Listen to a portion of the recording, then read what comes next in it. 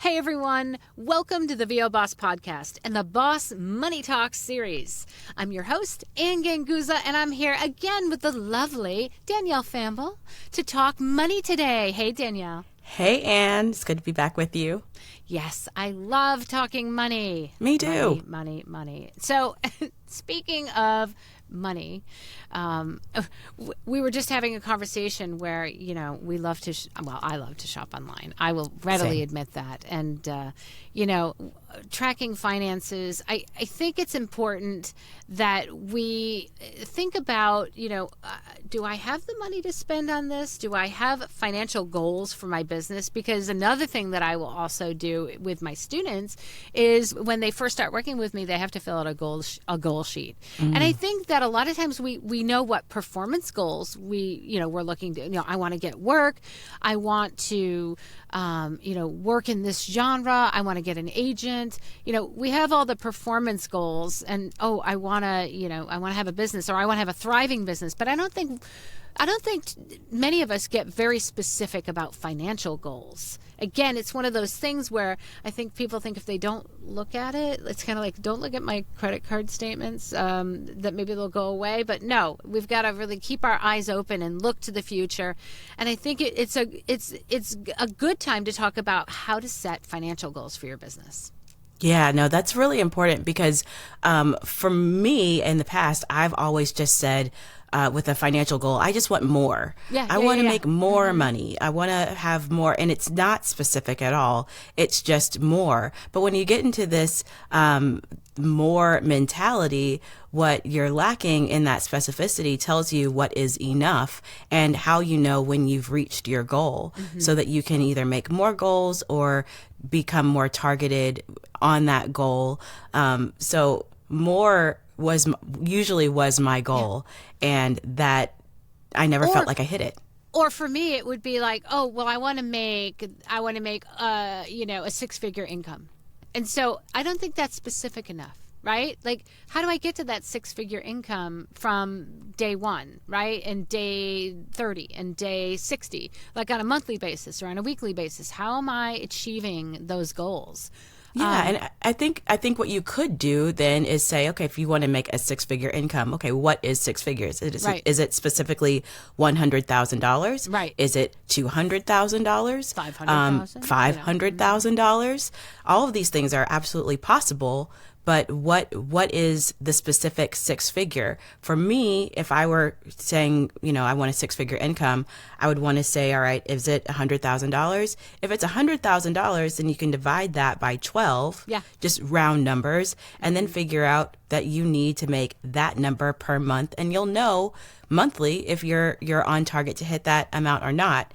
Also, considering things like expenses and taxes and things like that. So it's a question of, are you wanting to just bring in that amount of money? Or are you trying to bring in that amount of money after expenses? Like, getting specific about these financial goals really helps you know when you've hit your target or not. Right. And the more specific I think you can get, I think the more achievable it may seem to you, because it's like, it's all well and good to say, I want to make, $8,000 a month, right? So $8,000 a month times 12, right? That doesn't quite get you to 100, right? Or 12, you know what I mean? $12,000 a month will get you. I'm pulling out my calculator because now that we've started, as much as I love talking about money, math is not my mission. We need calculators. Math is not my ministry, so sometimes I have to just pull out a calculator. I got it. I got you. But let's just say I have that money goal on a monthly basis, right? What is it going to take for me to achieve that? And that is especially difficult. And I think this is why most voice actors it's so hard for them to set these financial goals, because our industry, we are entrepreneurs. We have highs, we have lows. There's no expected income coming in, which makes this so much different than, my corporate job, where I made a salary per year, and you divide that, by the amount of times I get paid, I know exactly what I'm going to get on my paycheck, right? And that takes away that uncertainty, all that risk, right? Because it's a stable kind of an income that's coming in every month. And so we could count on that if we're working, we're working a job and working in corporate. But now all of a sudden we're entrepreneurs. And so that monthly achievable goal or weekly or whatever you want to set it to becomes like, what? I mean, there's no guarantee. So what do we do? What do we do? We have that goal. How do we get there? So you can take a look at what you're currently doing now. I think looking at where you are and then making your goal achievable within where you're currently at will help you hopefully get closer to that goal than if you were at making $1,000 a month and you're saying, I want to make $10,000 a month next month or next year. There are things that you're going to need to do. So if you can look at where you are now and see where you are in relationship to that goal, that will help you understand the time frame that it will take, how long it will take you to hit that goal. What else do you need to do? Do you need to study more? Do you need to have different kinds of demos? Do you need to take a look at what genres are you auditioning for? Maybe you're not going to make that kind of money doing a certain kind of genre. Maybe that money comes from a different genre that maybe you don't work in it as much. So do you have the demos and the training that you need to make that amount of money? It kind of, once you start getting specific, it actually starts to add more questions so that you can figure out how to get to that financial goal that you have. Yeah, I like that because it really brings in all the other elements into play, right? Because, all right, in order for me to make, and I'm just giving it a number, in order for me to make $10,000 a month, right? Whew, that's 4 weeks, right? So how many auditions do I need to do, right? How many times do I need to book? And you're right, absolutely. Like what kind of genres? I mean, what kind of money are you making? Especially because we never know, like, necessarily from job to job what that money is. We can have a baseline, right? And we can say, well, I'd like to charge this for the job. It may make us rethink what we're charging people, right? Absolutely. Again. That's a huge part of it too, are your rates. If your rates are completely out of alignment with what your goal is, then that tells you maybe you need to take a look at your rates. Maybe you need to take a look at the types of jobs that you are auditioning for, what you are saying yes to, because when you say yes to something, that inherently means you're saying no to something else because you only have a certain amount of time to do what needs to get done. That's actually something that I've had to take a look at in my own business is if I say yes to certain things, is that actually getting me closer to my goal or is it getting me closer to more? And more is not specific. So sometimes you're going to need to say no so that you are available for the jobs that will get you closer to your financial goals, your financial income goals, if that's what your financial goals are. Yeah, the power of no. I mean, it is a thing. It is an absolute tangible thing, the power of no. Yeah. And I think also you've got to be aware of the market, right? That's one thing, it's all well and good to say, I want to make 6 figures, but then, and I'm going to charge, I'm going to charge this amount. So there's also the other side of the coin where you're going to be, let's say, maybe pricing yourself out of the market. And so education, gosh, I feel like this whole series, like we need to start off by saying educate. Yeah. It's so important because now all of a sudden there's market price, right? We're dealing with, the dark side of, synthetic voices coming on the horizon. And so what are consumers willing to pay, right? And, you do have to take that into account, right? And so sometimes you can be, price undercut by another, talent or, somebody else on a roster who will do it cheaper. And, it's unfortunate, but I mean, that's the way the cookie crumbles, or there's got to be some sort of money analogy for that, Danielle, that you... You might know. That's the way the dollar gets spent. There you go. Yeah, I mean, it is something you have to take. There's all these variables, Danielle, and it's so intimidating, which is why I think most people don't really set those financial goals. So, and also adding in negotiation, being comfortable negotiating your rates and negotiating what a company or client is willing to pay is really important as well. Yeah. And getting comfortable and competent in how to negotiate is actually a lever that you can pull as well. There are so many things that are in your control when it comes to bringing in, the income for your business that just saying, okay, I want to make six figures, that's all well and good. Now, what can I do? What's in my control? Right. What are the levers that I can pull? Maybe it's negotiating. Maybe it's making sure that I'm quoting industry standard rates, educating myself on what industry standard rates are. Maybe going to GVAA rate guide, or looking at what is the industry charging. But you can also Marketing make sure more. You can also say no and say, hey, listen, this is below what I'm willing to accept for my time, because this is not going to get me closer to my goal. There's so many things that you can do. Just saying this is the goal and I'm just going to continue doing what I'm doing really takes away the agency that you have in getting to this goal. One thing that I will say that allows me to be bolder in moving forward in my business is having, and I've said this in numerous other podcasts, but I think it bears repeating, is having that financial cushion. That means having money in the bank that allows me to be bold with my saying no if I need to, right? To maybe delving out into a different genre, or, getting more coaching, or whatever it is, making another investment in my business so that I can move forward. Again, it's, I wish it was all like, oh, this is the absolute path I must go in order to, achieve this. But there's so many variables that you say, and I love it because it's so positive, that we have in our control to do it. And I like to really think about it like a challenge. I mean, I'm a girl who loves a challenge, right? I mean, so for me, I've always said that, I love voice acting and I love coaching, but I love the business. I love the business of making money, right? I love trying to figure out, how can I make more money? How can if I treat it as a challenge and I treat it like a game, right? And as long as I have that financial cushion, right, in the bank, I have some leeway. I have a little bit of play where I can actually, go out on a limb and take a chance and take a risk. And if that pays off for me, yes, then that can be something that catapults me into the next tax bracket.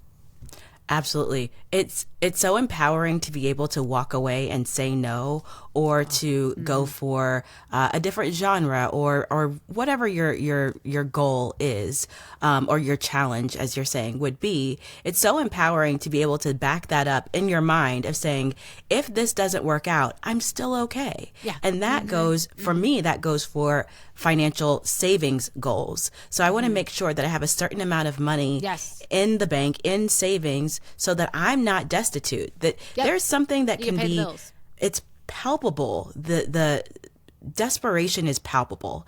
And if you are operating from a place of this has to work or else, it may not work out as well for you. But the confidence in the back of your mind of saying, if not me, that's totally fine, I'm still okay. That's you taking the power and the agency of your future, of your financial future, your business's future.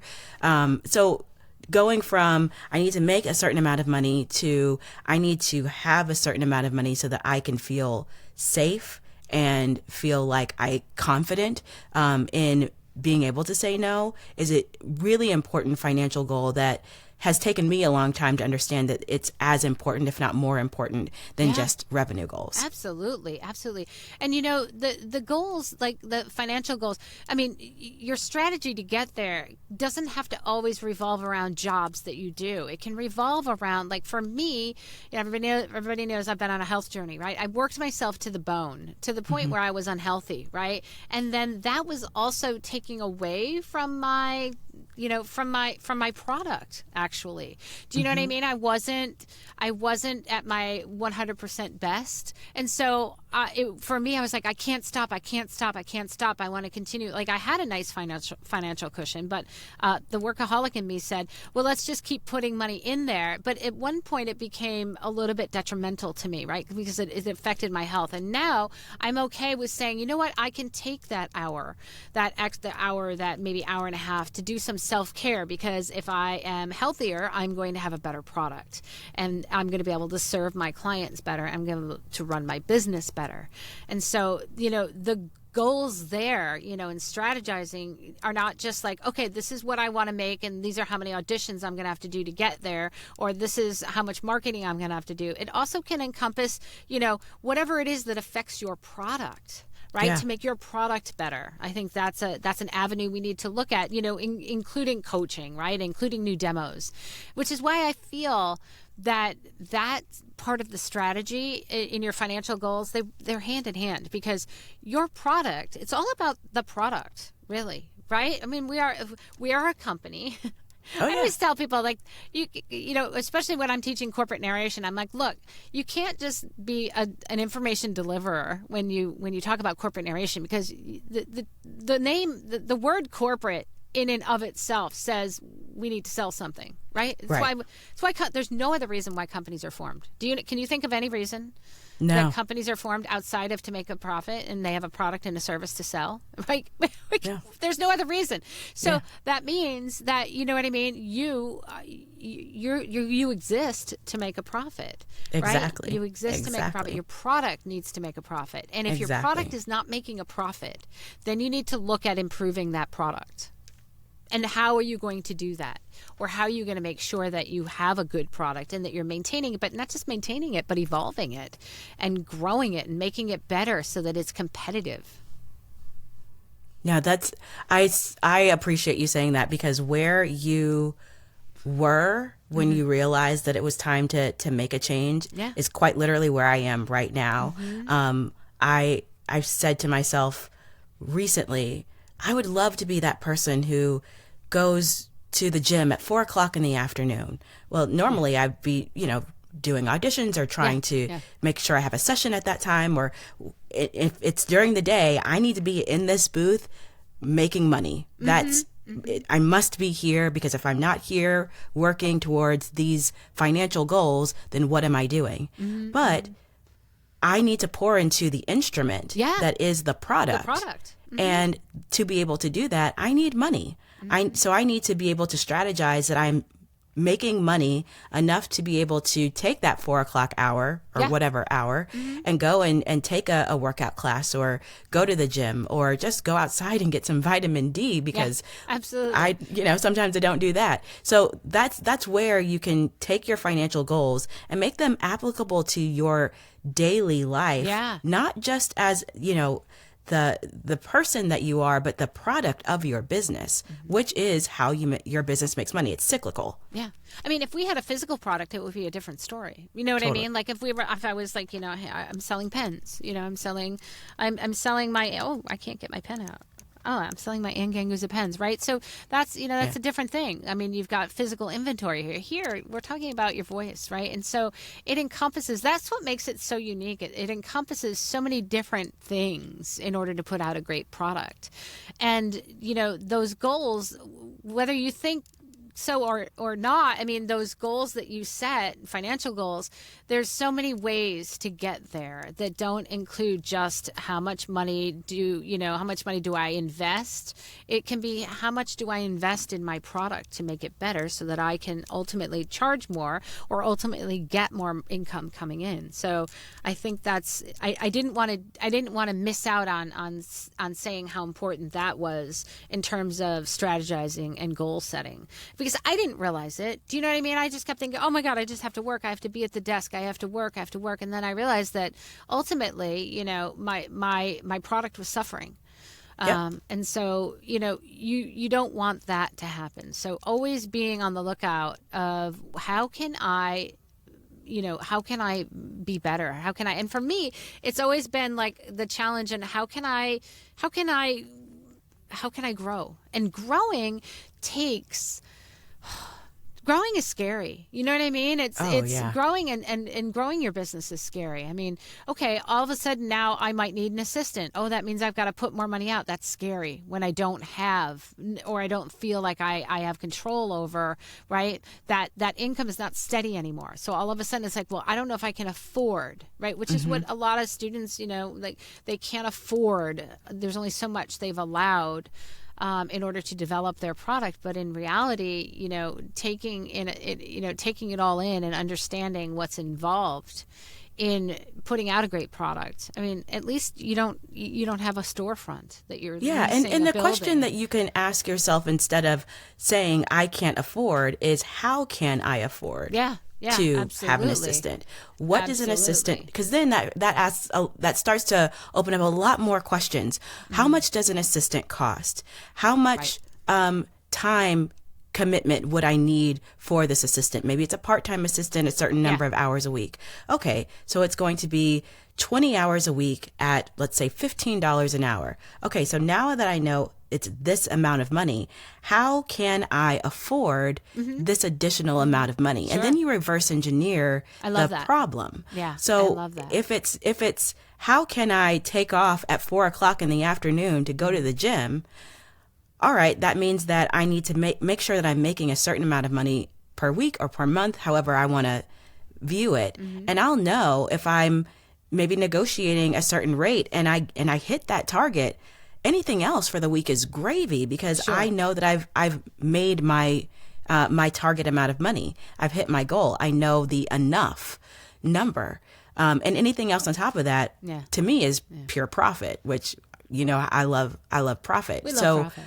I love profit. And so I think that's really how you can look at it. Instead of saying what you cannot do, Well, ask yourself, the creative in you, I was absolutely. how can you do it? I was absolutely just going to say, you know what I love about you, Danielle? Because you're always about what you can do, right? Yeah. Versus I can't afford. I can't, I can't do this to grow. You're always like, you're reversing it. Like literally everything that we've talked about in this series is you with the positive manifestation, right, of how you can. Let's reverse engineer. Let's see what here are our goals. Here's what we can do to get there. And I absolutely love that about you. And I believe that it's instrumental in your success. I think it's instrumental. It can be instrumental in every boss's success, that instead of what you can't do, what can you do?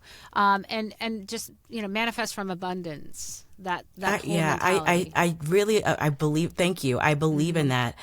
We are creatives. Yeah. That's what we are doing. We are actors. We are creating worlds and stories out of someone else's words, sometimes our own. Yeah. And we're creating something that didn't really exist before we breathed the life, the voice into it. That's what we do. So if that is what we do in our business, how can that be that we don't do it in creating the abundance in our business? It's really important to me to flip that on.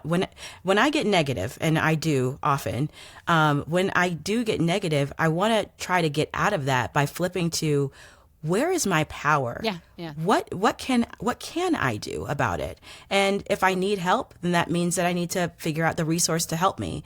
If I don't know, then I need to get a coach or get someone else's perspective. Sure. But there's something that you can do, even if it is, and it's probably in business, it's going to cost you some money, which is why talking about money and finances is so important, because it is the vehicle for how we get what we want in So life true, and in business. right? It is so true. And it's and there's a lot of people, I think there's a lot of creatives that may not want to believe that, like I'm going to do it for the love of it, and that's okay. I mean, I think every day we should be doing something we love, if we absolutely can, and if it can help us pay the bills. I mean, my gosh, how fortunate and how wonderful is that? And I always say, how lucky am I? In reality, am I lucky? I manifested it. Just saying. I mean, I manifested something that I love, right? Yeah. And turned it into something that I can make a profit with. And so how much luck was involved in that? Well, maybe a little bit, but there was an awful lot of hard work. And there was an awful lot of manifestation and saying, what can I do, right? And I believe, bosses out there, that, you need to, again, educate yourself, right? Take that real world look at your finances. Set some goals that are realistic goals, and do it working backwards, right? Because it's not enough to just say, I want to make a 6-figure income, right? Well, okay, what give me a number, and then work backwards from that, right? And what are you going to have to do to get to that number? And maybe, guys, it's not about how many auditions you do. Maybe you need to go outside. I mean, I hate to say that, but I don't hate to say that. There's nothing wrong with going outside and getting a supplemental income while you're building your business. Absolutely nothing. For sure. It can be actually one of the best things that you do for your business. Yeah. Because it's less work that you'll have to do in bringing in income in your business, because you've already got additional income kind of helping you out. Yeah. And that keeps you afloat and that buoys you. Yeah, that's your cushion. That's your cushion. That's your cushion, so that it makes you confident to move forward. So, I mean, go deliver Instacart. I mean, why not? I mean, I've thought of all these other things that I would love to do. I mean, my gosh, I mean, there's all these things that I find joy in that I'm like, you know what? If I ever had to change my career, I could do that. You know, I'm always thinking. And I'm not saying I'm getting out of voice acting at all or what I'm doing, but I'm always evolving and always thinking about what is it that's gonna you know, help me to be joyful and bring money in. It's like joy and money. And I'm not afraid or ashamed to say joy and money in the same sentence. Oh no. Right? Money can be, making money can be quite joyful. I've also made money in a way that has not been completely joyful to me. But spending that money was a little bit more joyful, and that's how I got my joy. Spending money is joyful to me. Yes, absolutely. And making it, of course, because you got to have it to spend it. Absolutely. Oh man, what a great conversation. So I believe, right? Goals, financial goals, right? Take it, work backwards, right? Figure out what your goal is, what you need to do to get there. And always, as Danielle has so eloquently and wonderfully demonstrated in all of these podcast series episodes that we've talked about, is be positive. What can you do, right? And not that you can't do it because of, right? No excuses. What you can do. And bosses, there's no shame in you know, strategizing and coming up with ideas outside of the box to get there and give yourself that financial cushion to push even further. Absolutely. To those financial goals. So I love talking to you, Danielle. I love it. Thank you, You Ann. get me all charged up. You get me all charged up. Wait, not charged up. I might go charge something now. Oh, I'm gonna go manifest my next level. Yeah, I'm going to go set some more goals, some financial goals. Manifest the next level of bossness, setting some financial goals. All right, guys, big shout out to our sponsor, IPDTL. You too can network and be a boss. Find out more at IPDTL.com. Guys, have an amazing week and manifest those awesome financial goals. You guys can do it. We believe in you. All right, have a good one. Bye, guys. Thanks, everybody. Bye.